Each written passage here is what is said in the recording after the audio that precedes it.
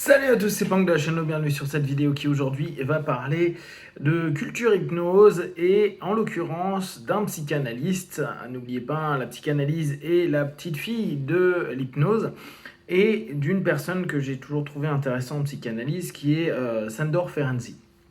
Ce qui est intéressant dans sa vie, là je viens de lire un peu une biographie et je voulais vous en faire part parce que je trouve que on retrouve beaucoup de problématiques qu'ils ont vécues au début de la psychanalyse, dans l'hypnose, qui, elle, a aussi son histoire, et beaucoup de choses qui peuvent nous aider dans des réflexions qu'on porte dans notre discipline et surtout dans notre pratique.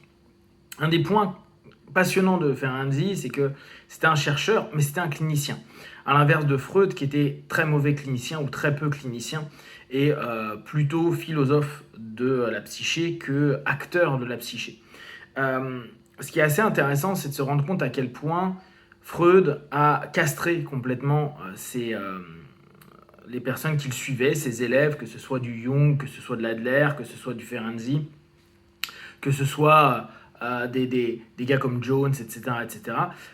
Parce que dès qu'il y avait une notion qui se séparait de ce que lui estimait être la psychanalyse, parce qu'il se citait lui-même comme étant la psychanalyse par lui-même, il était en train de les réduire, les diminuer. Et comme Ferenczi était quelqu'un qui a eu une posture d'enfant quasiment toute sa vie, et là on prend la notion d'analyse transactionnelle, on se rend compte qu'il attendait constamment la validation de Papa Freud et que Freud jouait avec ces ambiguïtés-là. Aussi bien dans les pathos de Ferenczi, Ferenczi est quand même quelqu'un qui est tombé amoureux d'une femme, qui avait une fille, il est tombé amoureux de la fille, il a failli se marier avec, et la mère de cette fille-là, donc qui était l'amante de Ferenczi, poussait Ferenczi à se marier avec sa fille. Et Freud, lui, dans l'histoire, il n'était pas forcément contre. Euh, euh, et voire même, c'est lui qui se débrouillait pour que les choses avancent ou pas dans cette problématique-là.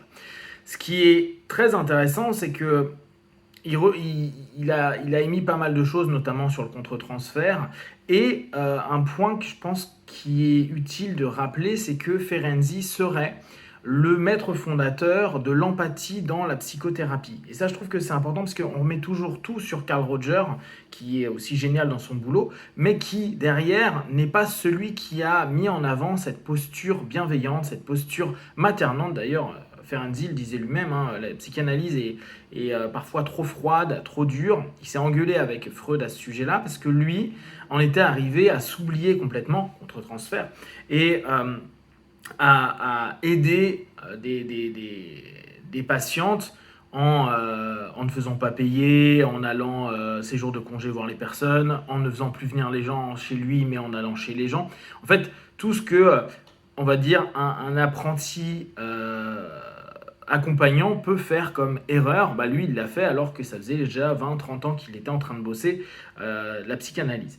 Ce qui était aussi intéressant, c'est qu'il a mis en place quelque chose que Freud a bien sûr complètement détruit, ce qu'il a appelé l'analyse mutuelle, notamment avec une de ses patientes où il avait vraiment plein de blocages et lui son but était vraiment, d'un point de vue clinique, de permettre aux personnes de se sentir mieux. Donc il a proposé un moment qu'elle l'analyse, alors que c'était à la base sa patiente, et que lui l'analyse, et que dans cette analyse mutuelle puissent émerger des choses.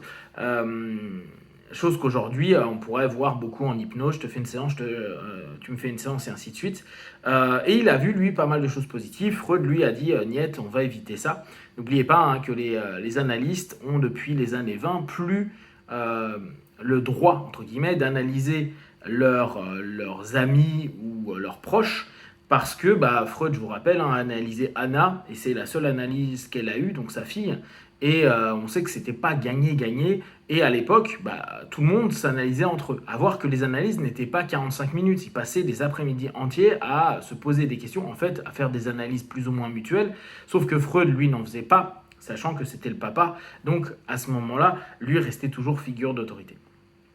Ce qui est aussi intéressant, et on retrouve en gros, bah, la vie n'est qu'un cycle, Freud, comme Ferenczi, comme tous les médecins qui faisaient de la psychanalyse, je vous rappelle, c'était que des médecins qui en faisaient, Ferenczi a défendu le fait de laisser la psychanalyse profane, c'est-à-dire que ce ne soit pas des médecins qui en font. Donc, imaginez à l'époque comme aujourd'hui, qu'est-ce qu'il y a pu avoir comme dialogue?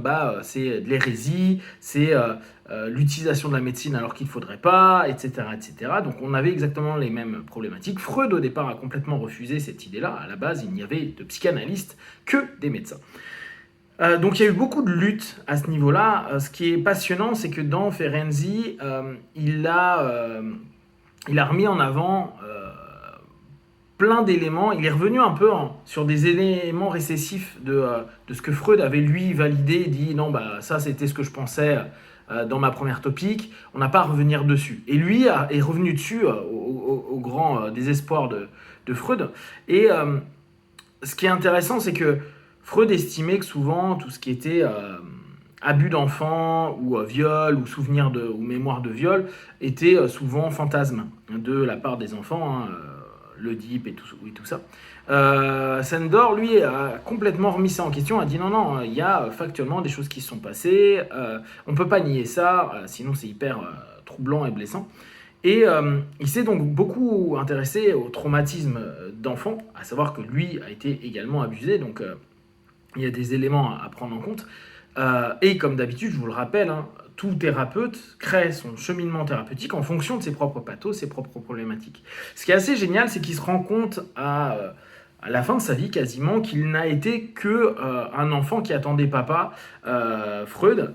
Et pour lui, justement, toute sa démarche a été de considérer, au fur et à mesure, vers la deuxième partie de sa vie au niveau pratique, de considérer le patient partenaire comme un enfant qu'on va aider et accompagner. D'ailleurs, Mélanie Klein lui avait dit, en fait, tu fais un peu une psychanalyse d'enfant pour des adultes, et il a complètement validé ça, et d'ailleurs, à une conférence, il en a fait un exposé. Cette notion-là, elle est intéressante, on le retrouve beaucoup en hypnose, avec l'enfant intérieur, avec les régressions, les récessions, etc., etc. Freud a complètement refusé cet aspect-là. C'est pour ça qu'il en est arrivé à ce qu'il a développé comme la notion d'empathie, que Roger reprendra, je pense. Alors, je ne sais pas si c'est parce que Ferenczi l'a fait ou pas, mais en tout cas que Roger a repris, peut-être par ses propres travaux. Et ce qui est intéressant, c'est de voir que toute cette attention et cette écoute et cet amour qui, pour lui, était cliniquement quelque chose qui amenait à guérir, donc on revient à beaucoup, ce qui est le plus important, c'est le rapport, donc en gros, l'amour et l'attention que va pouvoir donner un thérapeute à son partenaire. Moi, vous savez que j'estime qu'il est mieux d'être neutre, je suis plutôt freudien là-dessus, mais je comprends complètement l'idée du côté maternant qu'on peut retrouver dans plein de disciplines, ou simplement vous dans vos cadres. Néanmoins, ce qui est triste, c'est qu'en fait, il attendait de Freud cet amour et cette attention, cette reconnaissance, on va dire, filiale, parce que, comme Freud voulait un descendant, au départ c'était Jung, puis après c'était Ferenczi, puis après, bien sûr, ça a été un traître à la cause, donc imaginez bien. Mais c'est ce qu'il a attendu toute sa vie, d'être reconnu par le père, mais dans un amour et une bienveillance qui n'a jamais été le cas avec Freud, ce qui, je pense, a beaucoup, beaucoup troublé son esprit. C'est vraiment intéressant de pouvoir observer ce que ça a entraîné dans les réflexions et comment, en fait, tout le boulot qu'a pu proposer Ferenczi, on le retrouve énormément aujourd'hui, nous, en tant que posture de praticien, réflexion. À un moment, il avait fait une thérapie il avait une phase, une technique du bisou, tellement il avait cassé la proximité, la distance entre le praticien et le partenaire, justement parce qu'il était à fond dans le rapport contre-transférentiel et dans le rapport transférentiel, bien sûr.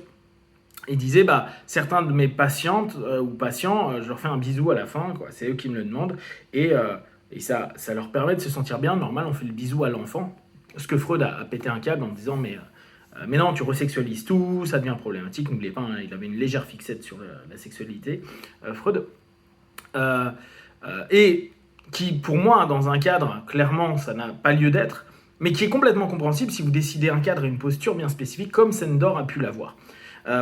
Donc, je vous invite vraiment à étudier un peu ce qu'a fait Ferenczi. Je pense que c'est un des mecs qui a fait le plus à la période freudienne.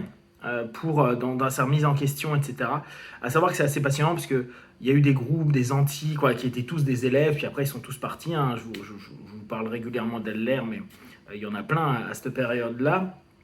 Il y a Godek qui aussi a plus ou moins fait son taf. Il y a plein de gens que Freud a renié dans tous les sens. Et c'est intéressant parce que ça reste hyper intéressant d'un point de vue postural et d'un point de vue cadre. Et voir comment vous allez décider, choisir et mettre en place votre cadre, qu'il soit en hypnothérapie ou en accompagnement psychique ou énergétique, pour être vraiment clean avec vous et savoir tous les tenants, les grandes tendances que ça va créer automatiquement chez votre partenaire et chez vous. Et donc, comment vous allez gérer ça avec votre thérapeute, en auto-analyse, en hétéro-hypnose, en auto-hypnose, etc., etc. Si vous avez des questions et des remarques partagées sur Facebook, YouTube, j'y répondrai le plus rapidement possible. Et comme d'habitude, de tout ce que je propose, ne prenez que ce qui est bon juste pour vous. Testez, observez, analysez et concluez. Iwan, ciao.